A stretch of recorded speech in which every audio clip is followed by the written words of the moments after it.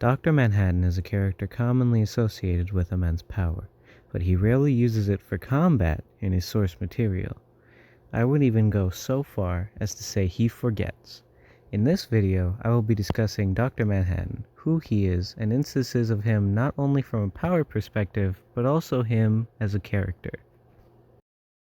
But first, let's discuss his origins. John Osterman is a college graduate from Princeton with a PhD in atomic physics. He is working for the company Gila Flats and is on a date with a girl he quite fancies. He remembers he left something in his lab coat pocket and goes back to retrieve it.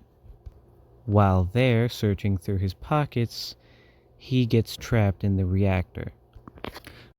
With seemingly a few minutes left of his life, as the generators warm up preparing to strip him of his intrinsic field, he is surrounded by people who are both terrified and, quite frankly, disgusted at what they are about to see. As the IF chamber strips him of his intrinsic field, he becomes a giant flash of light, no longer any part of him being human. In fact, he is dead. John Osterman is dead. Even a funeral held in his honor, with no real body to bury. Cut to 2 months later, 2 men are washing up, and suddenly eyes and a brain appear behind them. Over the course of time, it grows a circulatory system, a skeletal system, muscles, and finally skin. This is the point when John Osterman becomes Dr. Manhattan. As time passes, he chooses a symbol for himself while in a meeting. Everyone wants him to be some form of atom, to which he denies the basic form of an atom, but then chooses the hydrogen atom, a symbol he says he respects. So now that we've discussed his origins, let's discuss him as a person. Just general instances of when he appears and what he does. Typically, I will be just charting down what he does in a scene, but for the most part, whenever he appears, it's very, very important. We first see him in the first chapter after Rorschach sneaks into a military base to meet with him. Rorschach unsettles Lori by saying some distasteful things to her, and John seems to be attempting peacefully to get him to leave the room. Eventually, he refuses enough times, and John just takes him out of the room. And the next time we see him is in a flashback with him and Edward Blake. Blake gets cut and he guns down the woman. But just before he does, John walks into the room and tries to reason with him. He doesn't use his powers, even though he could, and Blake berates him for this. He says that if he was going to save the woman, he would just turn the gun into something else, or turn the bullets into something else, or just do anything in general to save her. John just kind of takes the berating, left speechless by Blake's words. Cut forward a chapter or 2 later, we find out through an interview that John is emotionally unavailable due to his omnipotence. This will come up later.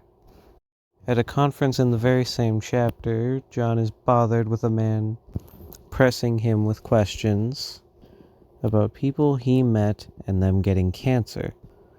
Not to spoil the story or anything, but Night Owl figures out that it's not John causing it, it's just radiation from Gila Flats.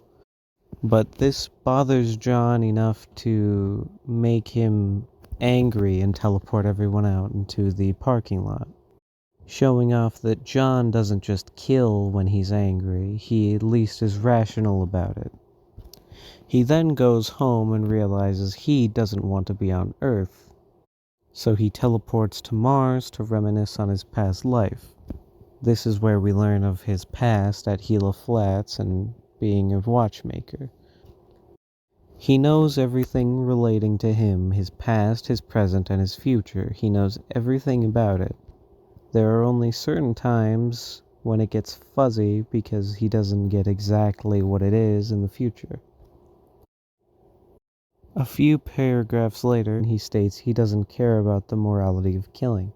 Presumably didn't care about his self-image too. He cites Edward Blake as the opposite of him. He understands morality and self-perception, but just doesn't care. All of this amounts to the fact that he understands, but he can't comprehend human behavior. He doesn't feel angry or sad. He doesn't feel good for doing good things or bad for doing bad things. He can see when he's going to feel an emotion like anger or happiness and doesn't feel them genuinely.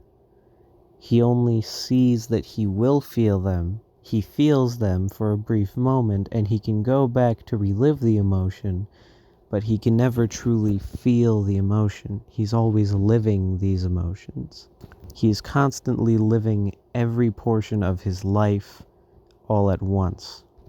But usually when he's recalling his past, he doesn't recall the emotion he feels. Unlike Rorschach, who in his dog head split open, the scan of which I will not show for viewer safety, he recalls every emotion he felt. He probably wrote it down and memorized it 20 times what emotion he felt, and he can think about it and still feel the rush. He can still feel all of that.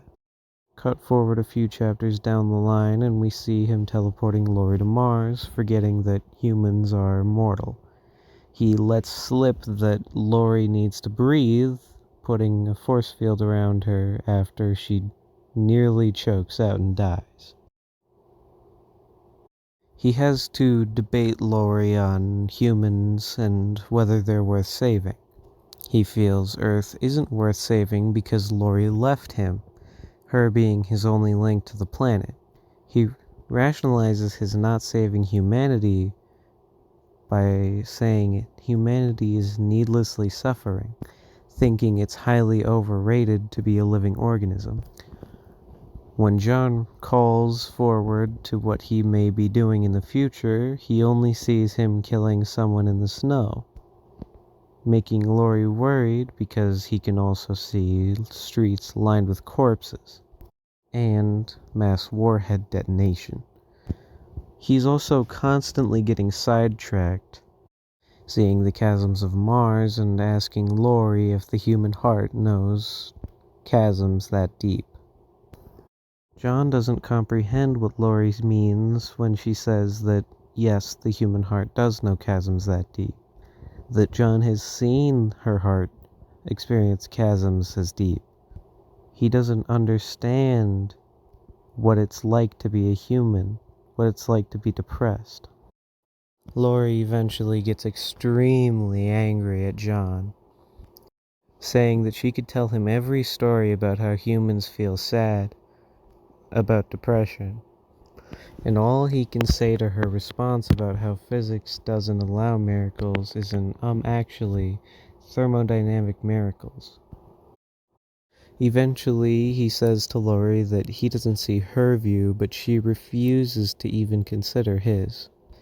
He makes her think about Blake and what he said to her mother and about what he did. He makes her think about them to get her to break. At the end of the conversation, John sees her point, and put that in quotation marks. He cites thermodynamic miracles, relating it to human procreation, stating that the odds are stacked against one sperm winning a race against millions to create one specific person, with the added trouble of all your ancestors having to go through the same process as your parents for many, many generations. He finally understands that even though it's so commonplace to see people, they're miracles, that everybody on Earth is a miracle. John and Lori re-enter Earth at New York, where Veidt had just sent a giant monster in the last chapter. John has a hard time reading the particles because Veidt put some sort of weird thing on them. This thing being tachyon particles. His one weakness, put that one in quotes too, so to speak. Not like that matters, as John just kinda brushes it off that he's affected by them and bugs out, saying things he's supposed to say to Rorschach to Laurie. A few pages later, Veidt tries and obviously fails at killing him, and John grows giant, calls him stupid before realizing his evil was, again, in quotes, justified. And Rorschach goes outside and is confronted by John. Rorschach tells John to just kill him since he was already going to kill him. Rorschach then becomes an explosion of red on the ground. After this entire ordeal, John goes to Veidt's room and tells Veidt he's leaving the galaxy for another one, effectively meaning that he will never sorry, come back to Earth, meaning this is the last anyone will ever see of him on this planet, and meaning this is the end of our Dr. Manhattan. Only leaving Adrian saying, "Nothing ends, Adrian. Nothing ever ends."